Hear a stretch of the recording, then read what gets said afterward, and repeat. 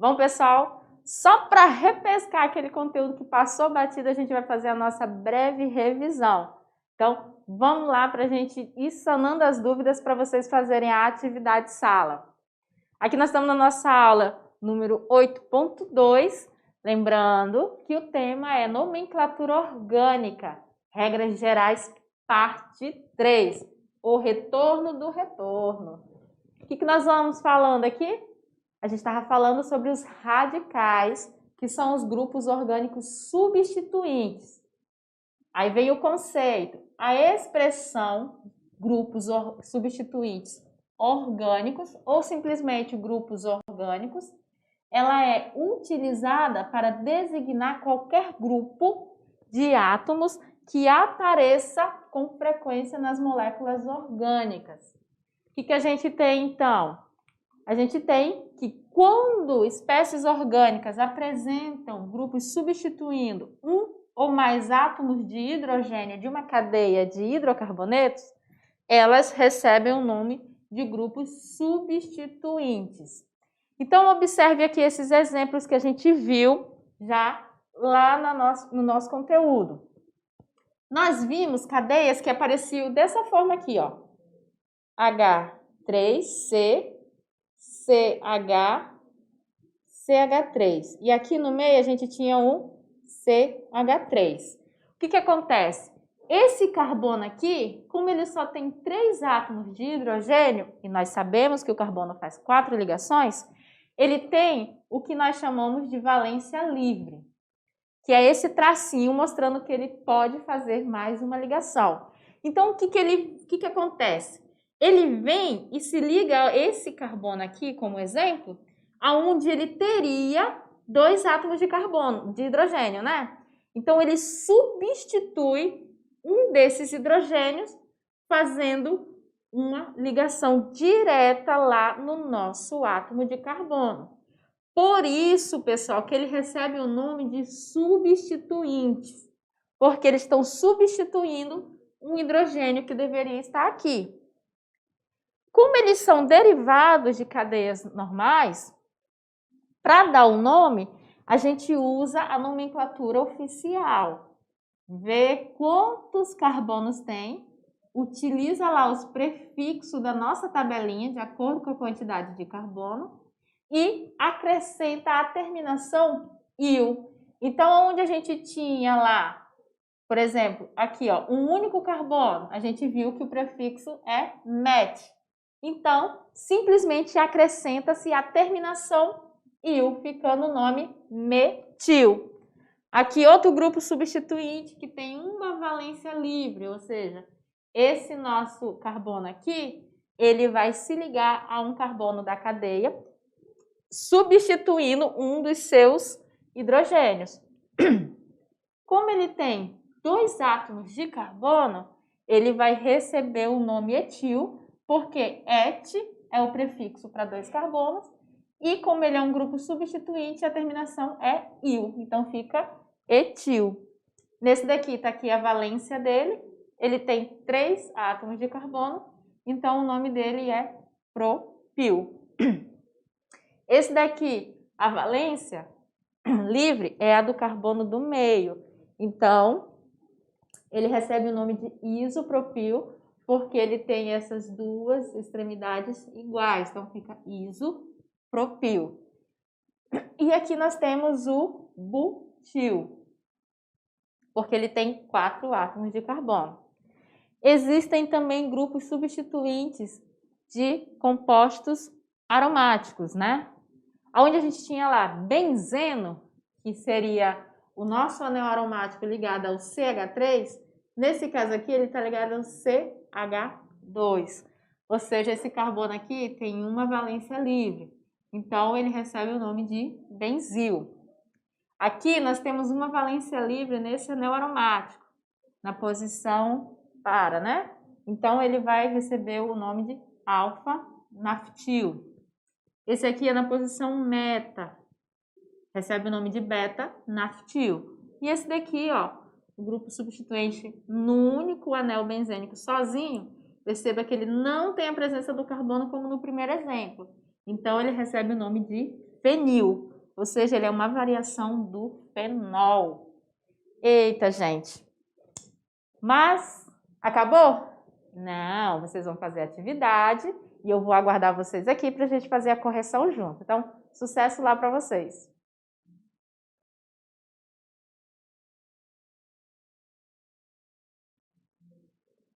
E aí, gostaram da atividade?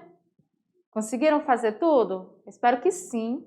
As atividades, como a gente já falou, elas são selecionadas de acordo com o conteúdo e da aula de hoje não seria diferente. Então, vamos lá para a gente ter tempo para fazer a nossa correção no nosso Tirando Dúvidas. Qual foi a nossa questão de número 1? Foi uma questão do vestibular e diz o seguinte: para efeito de nomenclatura oficial, quantos átomos de carbono há na cadeia carbônica principal do composto de fórmula? E aí ele me dá a minha fórmula estrutural aqui e ele quer só que você determine quantos átomos de carbono ele tem na cadeia principal. E você vai determinar a partir da observação dessa estrutura. Tá, professora, o que eu tenho de diferente nessa estrutura das outras? Eu acho que aí tem 5 carbonos na cadeia principal e pronto. Vou marcar a letra B e tenho certeza que eu acertei. Mas e se eu falar para você que não é a letra B? Que essa daqui não é a cadeia principal? Qual vai ser a cadeia principal, então? Gente, na química nós temos várias linguagens de representação. E pode parecer uma pegadinha, e eu acho até um pouco maldosa essa questão, mas a gente tem que ter muito cuidado na hora de observar a estrutura de um composto. Porque isso aqui, ó, não é uma ramificação. Não é. Observe que ele está me dizendo aqui que eu tenho 2 átomos de carbono e 5 átomos de hidrogênio. E essa estrutura aí, esse pedacinho aqui, muda todo o conceito de cadeia principal para esse composto. Principal para esse composto. Nesse caso aqui, a nossa alternativa correta é a alternativa C. Mas vamos olhar com calma para a gente entender o porquê. Como eu falei, observe que nesse ponto aqui, nós temos a presença de 2 átomos de carbono, tá aqui, ó, C2, e 5 átomos de hidrogênio, que tá aqui, ó. Essa é uma representação de forma simplificada, tá? Essa representação, ele está se referindo a esse daqui, ó, CH2, CH3. Então, significa que a fórmula, a estrutura real do nosso composto é essa. Observe que isso aqui estava resumindo, simplificando essa representação toda aqui.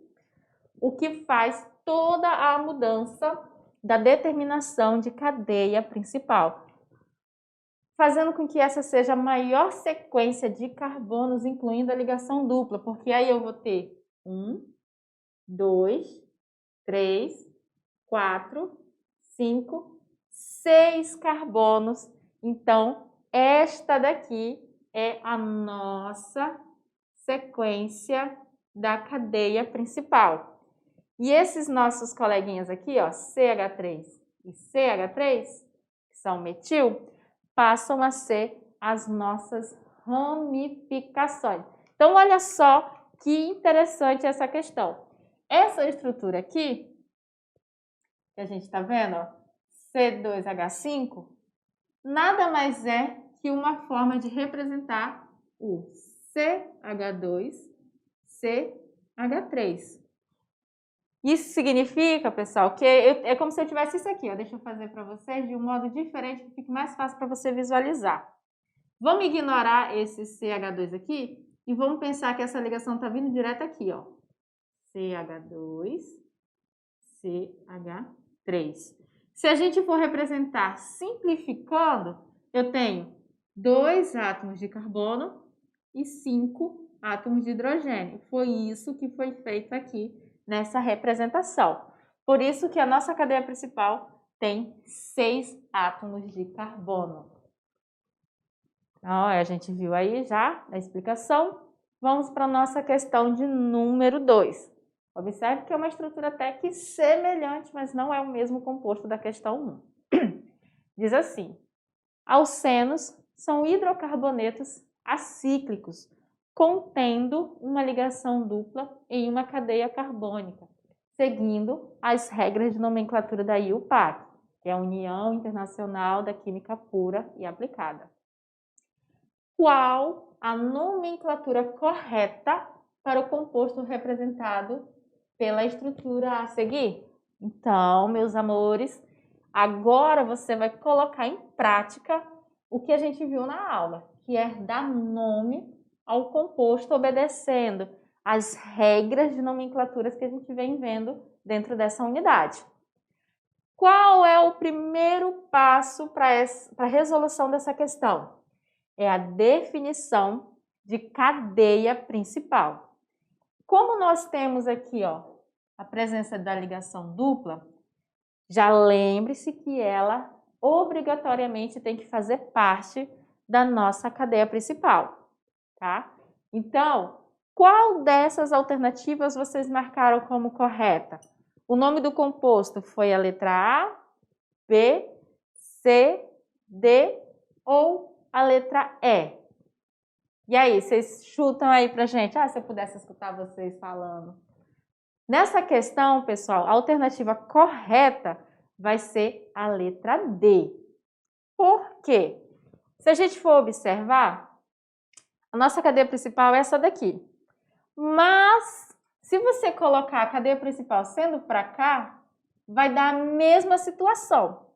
Porque eu vou ter a ligação dupla no carbono 2 e 3 e a minha ramificação fica no carbono 2 e 3 também. Então, não faz muita diferença nesse caso se você vai reto ou se você vai para baixo. Tranquilo? Então, aqui vamos deixar reto, que fica mais fácil para vocês visualizarem a nossa cadeia principal. Se ela é a cadeia principal, todos os carbonos que estão fora dela são as ramificações. Então, eu tenho duas ramificações iguais, que é os 2 metil aí.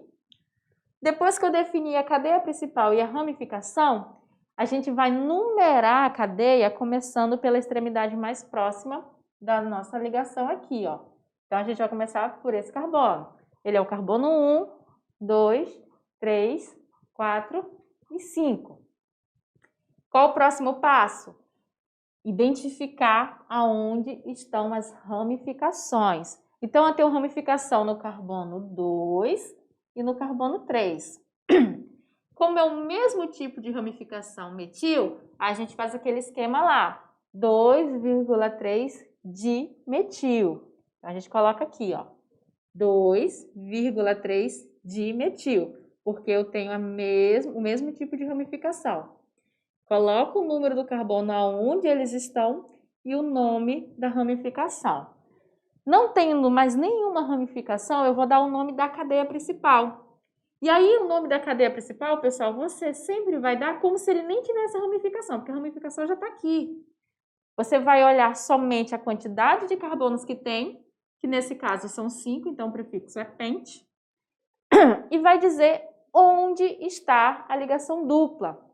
Como aqui ela está entre o carbono 2 e o carbono 3, você vai sempre colocar o número do menor carbono, que é o número 2, né? O menor número do carbono, que é o 2. Então, vai ficar pente 2, e aí vai usar o infixo dos alcenos, que é em, e a terminação o, porque ele é um hidrocarboneto.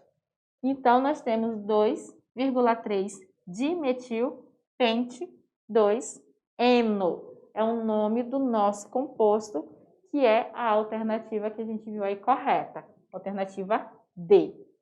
Tranquilo? E vamos ao Se Liga no Enem.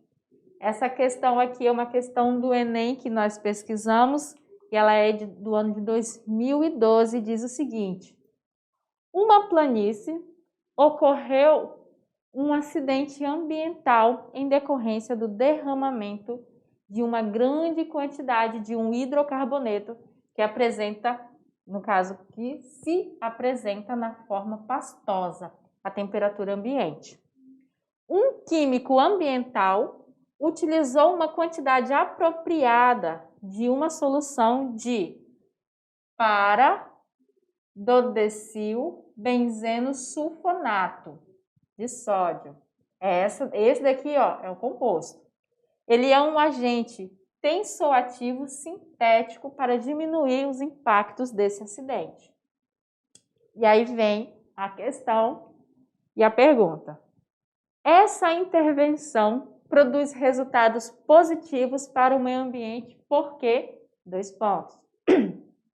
Daí você leu as alternativas e foi procurar aquela que provavelmente traga a resolução do porquê que ele foi usando, qual foi o benefício de ter usado esse tensoativo. E aí na letra A diz assim: promove uma reação de substituição no hidrocarboneto, tornando-o menos letal ao meio ambiente. Na letra B fala assim: a hidrólise do para-dodecil benzeno sulfonato de sódio produz energia térmica suficiente para vaporizar o hidrocarboneto. Vaporizar é colocar ele no estado de vapor. Letra C. A mistura desses reagentes provoca a combustão de hidrocarboneto, o que diminui a quantidade dessa substância na natureza. Lembrando, pessoal, que combustão ele é um meio de poluição, né? Porque libera CO2 para o ambiente. E normalmente os hidrocarbonetos, que são, né, derivados do petróleo, nós sabemos que a combustão desses provoca poluição ao meio ambiente. Então a letra C a gente já descarta. Letra D. A solução para dodecil benzeno sulfonato de possibilita a solubilização do hidrocarboneto. O que é solubilização? É você fazer com que ele fique solúvel, ele se dissolva, né? Ele vá se desmanchando. Lá ele fala que ele formou uma coisa pastosa, né? Então, se é pastoso, ele tem uma difícil solubilidade. E a letra E fala que o reagente adicionado provoca uma solidificação do hidrocarboneto, o que facilita a sua retirada do meio ambiente. Aqui, qual das alternativas vocês acharam que foi mais apropriada para o uso desse tensoativo? Quando se trata de meio ambiente, nós temos que ter muito cuidado do que nós temos, da noção que a gente tem de nocivo e de agente que vai solucionar problemas ambientais, né? Quando a gente fala, por exemplo, como aqui, ó, combustão, eu tenho que ter muito cuidado, porque eu estou falando de derivados de petróleo. Afinal, eu estou falando de hidrocarbonetos. Então a gente pensa, a nossa preocupação é só tirar aquela mancha dali. Então, se eu tocar fogo nela, ela vai sumir e pronto, vai melhorar o ambiente. Não, eu tenho que ter muito cuidado com esse tipo de pensamento, porque a combustão ela gera poluição para o meio ambiente. Nesse caso aqui, a alternativa correta vai ser a letra D, aonde a gente fala da solubilização desse hidrocarboneto. O para-dodecil benzeno sulfato de sódio, ele apresenta uma forma estrutural, na sua forma estrutural, né? Uma parte que é hidrolífica, ou seja, ela é polar. E uma parte que ela é hidrofóbica, ou seja, é não polar. Nessa não polar, nós temos uma maior dificuldade da solubilização dele, né? Como os hidrocarbonetos são compostos apolares, ocorre a solubilização dos mesmos, diminuindo os impactos desse acidente. A alternativa correta é a letra D. Lembrando, gente, como eu estou falando de polar e apolar, normalmente nós temos essa situação com os hidrocarbonetos, né? Eles são substância que muitas das vezes tem massa molecular muito elevada e eles são difíceis de ser dissolvidos em meio aquoso. Por isso que quando tem acidente com esses navios petrolíferos, fica aquela mancha de petróleo no oceano, porque eles não são solúveis. Tranquilo? Então, pessoal, essa foi mais uma aula de hoje. nossa aula sobre nomenclatura. A gente tem mais conteúdo para ver, tem mais exemplos e atividades para fazer. Lembrando, dúvidas, entre em contato com o seu professor para ele vir falar com a gente poder sanar. E sempre que possível, reveja as aulas e refaça as atividades, porque praticar é a melhor forma de aprender a química, tá, pessoal? Então, até a nossa próxima aula.